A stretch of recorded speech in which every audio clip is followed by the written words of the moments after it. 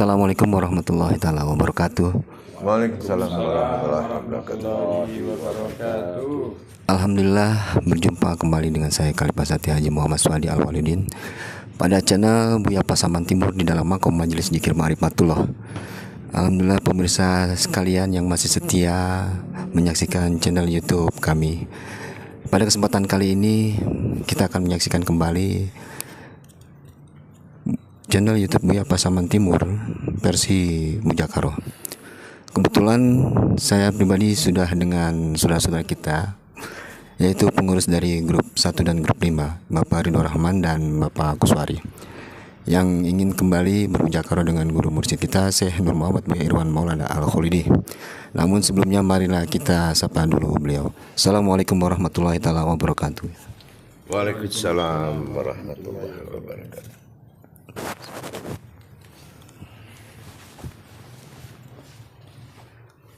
Hadirin pemirsa, jemaah dimanapun sekalian berada. Di Mujakaro kali ini kita akan mengulas apa yang telah ditayangkan pada tayangan channel YouTube Buya Pasaman Timur mengenai perihal diri Rabbani, yang mana pada di channel YouTube itu guru mursyid kita menjelaskan apa itu diri yang Rabbani itu. Baiklah, marilah kita saksikan bersama-sama. Assalamualaikum warahmatullahi taala wabarakatuh ya. Waalaikumsalam warahmatullahi wabarakatuh. Ada dalam channel YouTube Buya kemarin, Buya menyampaikan di akhir kalam Buya bahwasanya diri Rabbani ini adalah terdiri dari beberapa diri yang dikatakan diri Rabbani. Yang ingin saya pertanyakan terlebih dahulu Buya, sebelum saya berikan banyak pertanyaan kepada saudara Bapak Ridho Rahman dan Bapak Kuswari, perihal diri Rabbani ini sebenarnya diri yang menguasai atau diri yang dikuasai, dan kaitannya diri Rabbani ini dengan diri yang dikatakan nurani dan ruhani ini posisinya seperti apa Buya? Mohon petunjuknya Buya. Ya, insyaallah. Bismillahirrahmanirrahim. Jadi begini, dinamakan diri Rabbani sebetulnya itu sudah diri yang bersifat ya. Bersifat itu artinya kalau dia bertingkah dan berkuasa. Apapun yang dilakukan oleh diri itu adalah kekuasaan Allah, maka dikatakan yang berkuasa. Jadi diri yang Rob, diri yang Rob, diri yang berkuasa, maka dikatakan surat An-Nas itu Rob bin Nas. Jadi kekuasaan Allah itu ada pada diri manusia. Nah, tapi sebelum itu kita begini cara menganalisanya. Dikatakan kajian itu kodratnya diri. Tapi kenapa, apakah terpisah Rabbani, rohani, nurani? Ya, itu maksudnya.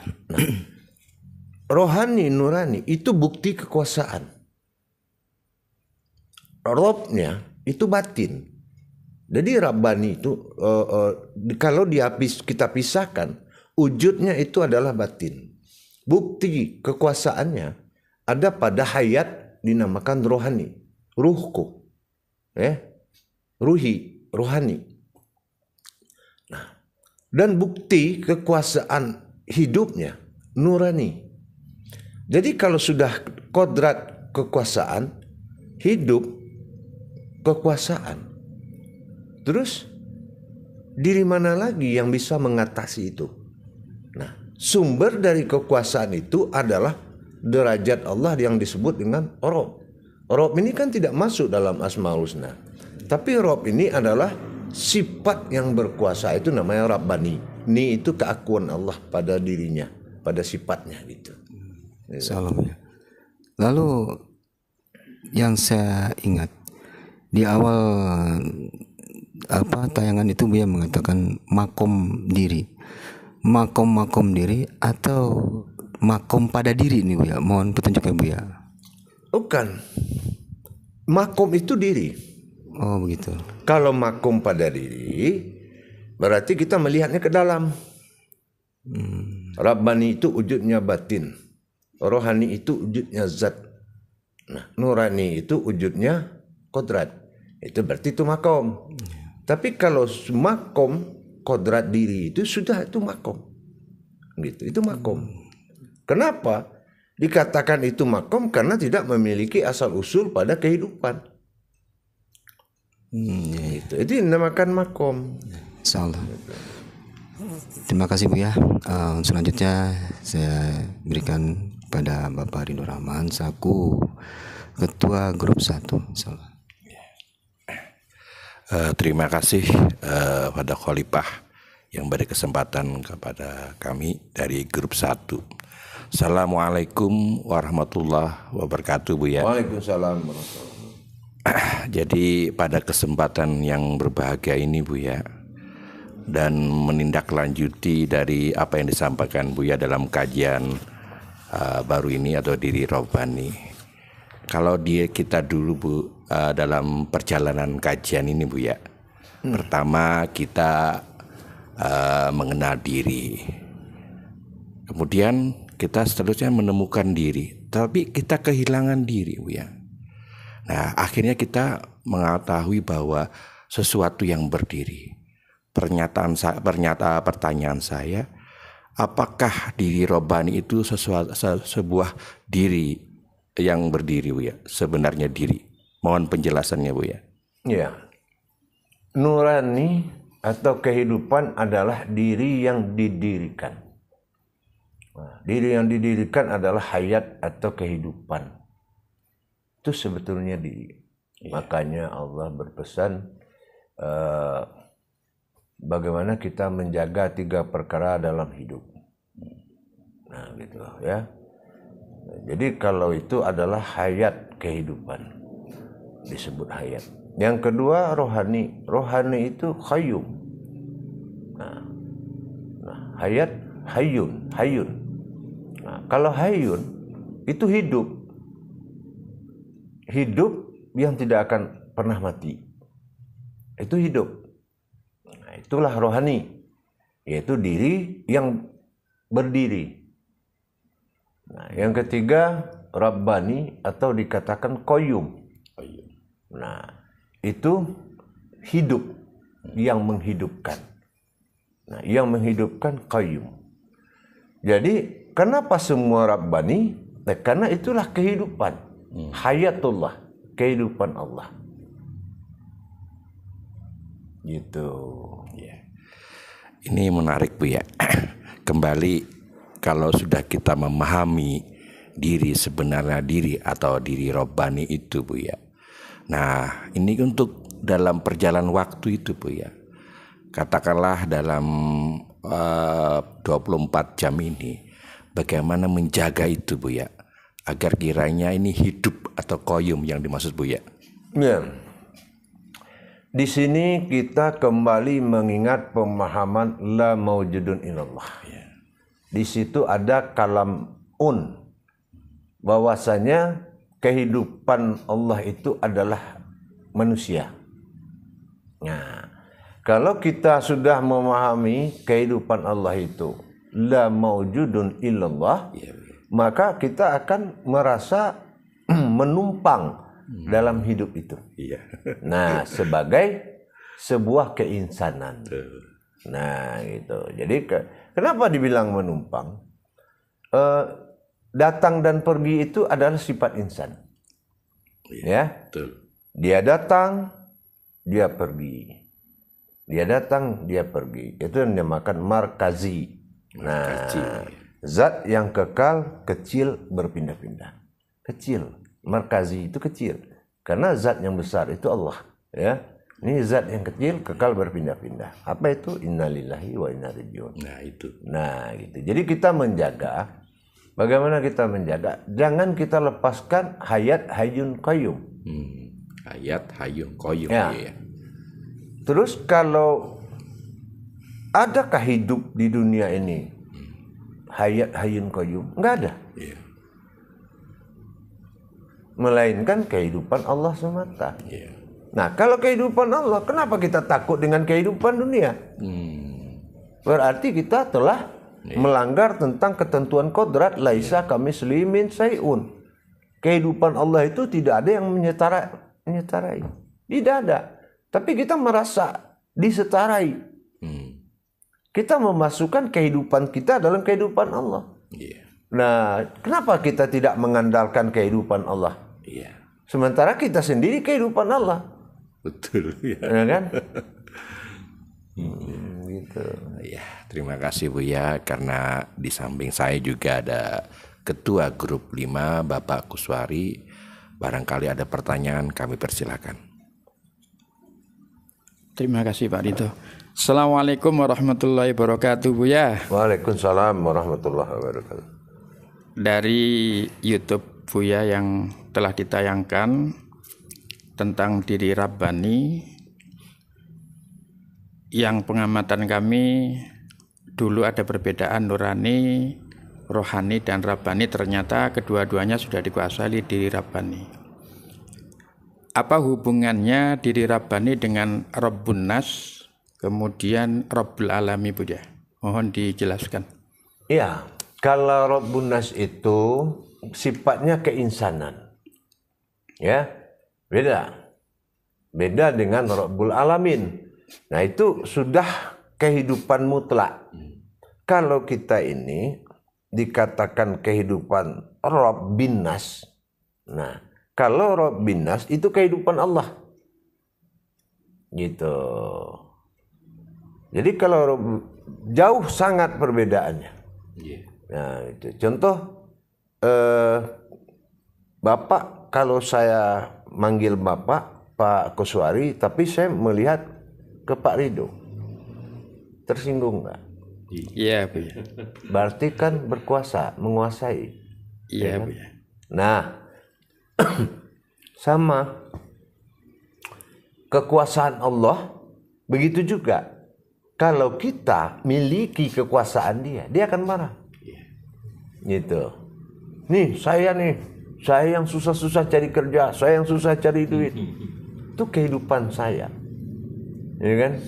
Nah, kalau memang hayat kehidupan Allah, pasti dia mencari hayun yang hidup.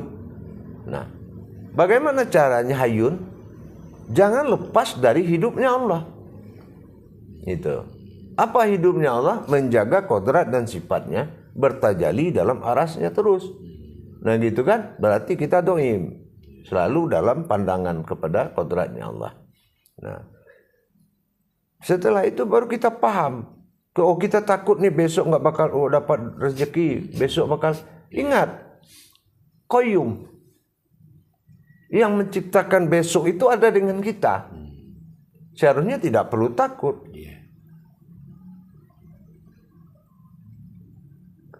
Gitu. Terima kasih Bu ya. Berarti sebenarnya yang harus kita lakukan itu adalah penyerahan diri sepenuhnya.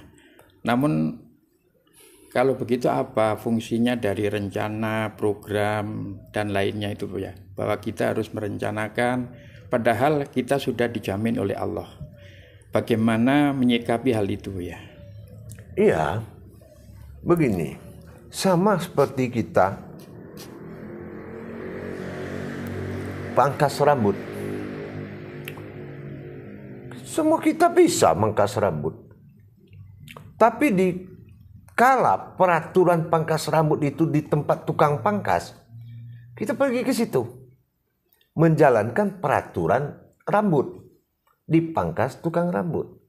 Ada orang pangkas tapi pangkas rumput. Ya kan? Nah, coba kita ke situ. Nggak bisa kan? Berarti kita sudah menyalahi kodrat. Nah gitu. Jaminan Allah yaitu adalah orang yang menjalankan. Nah, Allah bertajalli dengan insannya menikmati dunia. Kenapa kita merasa menikmati dunia? Kenapa kita yang merasa menikmati? Kenapa kita tidak merasa Allah bertajalli dengan sifat mu'atnya? Nah, kita mau beli ini, beli itu, beli ini. Lah ini kan muat kita, berarti nggak bernafsu dong. Untuk beli ini beli itu tuh nggak ada nafsu kita, karena muatnya Allah. Mau makan ini, baru tadi cendol, tambah lagi teh manis, ya. Mundur sedikit 2 langkah langsung ke kopi, boleh. Kenapa tidak? Itu muat. salah satu fungsi kita untuk menyembunyikan kebenaran Allah. Gitu. Kemudian yang tadi bahwa dari nurani, rohani menjadi robbani, apa bedanya dengan diri al-haq yang juga tiga, Bu ya? Nah, kalau kita sudah ke situ, fungsinya al-haq ini adalah himpunan dari hakikatnya Allah. Nah, kalau kita ambil fungsi rabbani, nurani semua, itu sudah menuju al-haqullah. Al-haqullah itu pasti rabbani. Nah, sementara kan saya bilang tadi, nurani dengan rohani ini itu bukti robnya. Bukan beda nurani, bukan beda rohani. Itu. Bukti itu bukti robnya. Sudah menguasai, Bu ya. Iya, bukti kekuasaannya gitu. Maka kekuasaan ini atau kehendaknya ini itu ditempatkan sifat iradah. Nah, iradah ini siapa? Muhammad. Nah, maka terjadilah rukun sunnah seperti ini. Boleh kalian mengaku manusia, tapi harus berkodrat Muhammad. Kan gitu. Maka kita ini adalah umatnya Muhammad. Boleh pakai nama Muhammad. Gitu. Terima kasih, Bu ya. Sangat jelas sekali pembahasan ini dan jawaban Buya juga sangat menyenangkan dan menambah keyakinan kami. Namun demikian barangkali dari Khalifah ada pertanyaan. Insyaallah Pak Ansori. Kembali ke perihal diri, Bu ya. Dari awal kita ini diajak memahami kaitan tentang diri yang didirikan, diri yang berdiri, dan diri yang sebenar-benarnya diri, yaitu nurani, ruhani, rabbani.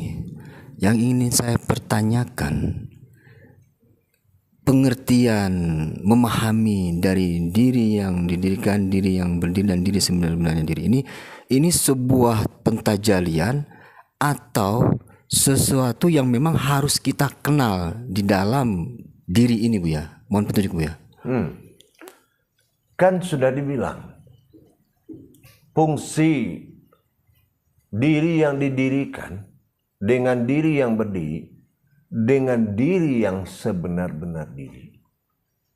Berarti fungsinya adalah yang sebenar-benar diri. Kita jangan melihat ke rohani atau nurani, tetapi rabbani. Kenapa? Qul a'udzu birabbin nas.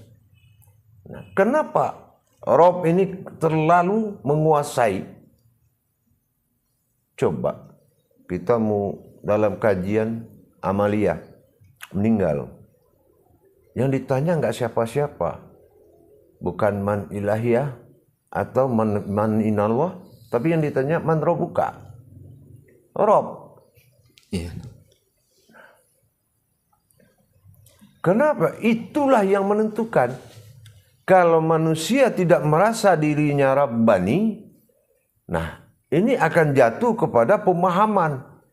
Tapi kalau dia sudah mengakui kodratnya Rabbani, ini sudah mutlak. Kenapa? Ya karena semua sifat dan zat Allah itu ya Rabbani.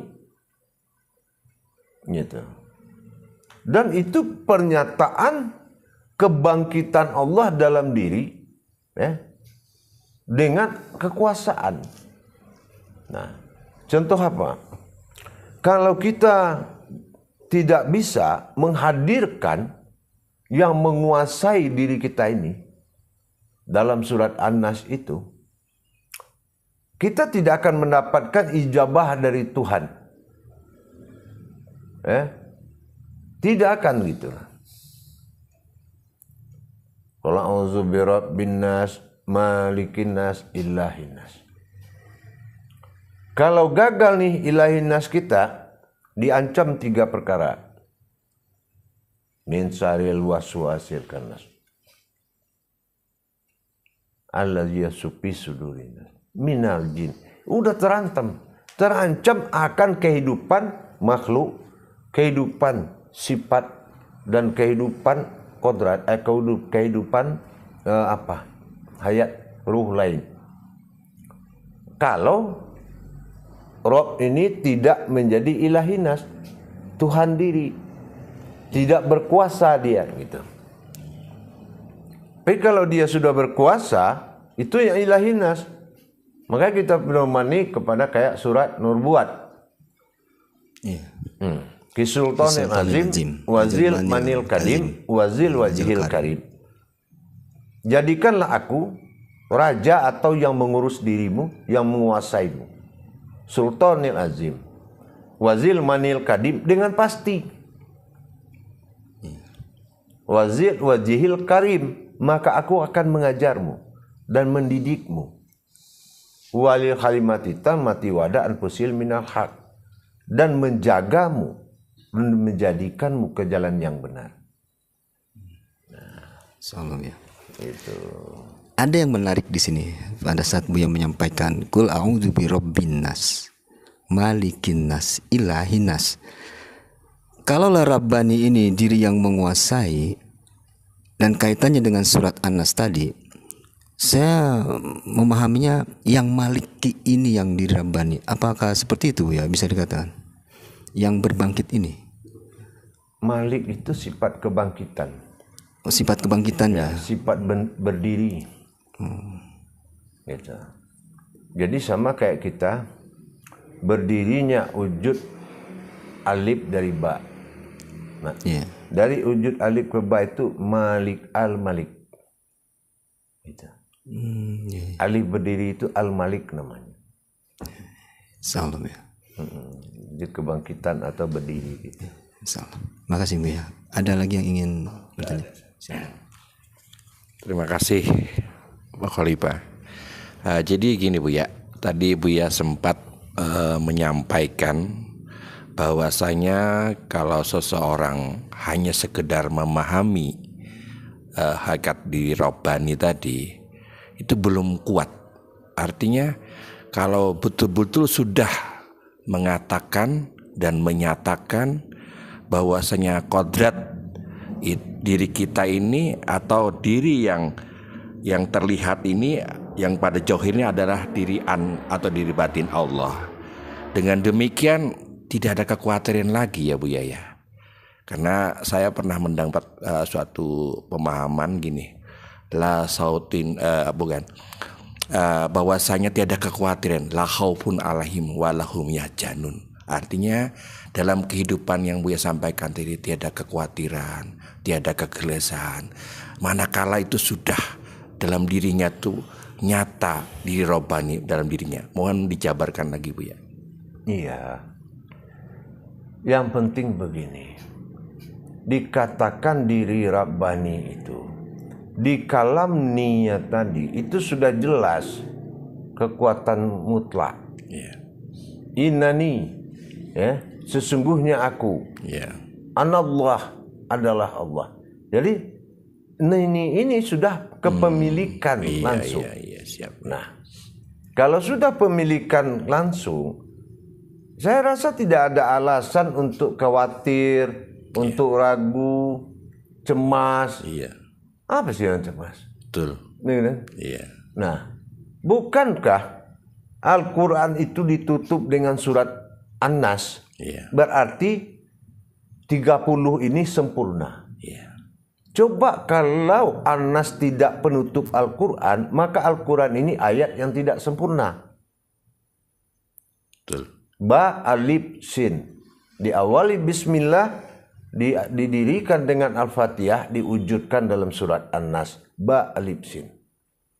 Maka selesailah juz, 30 juz. Ya kan?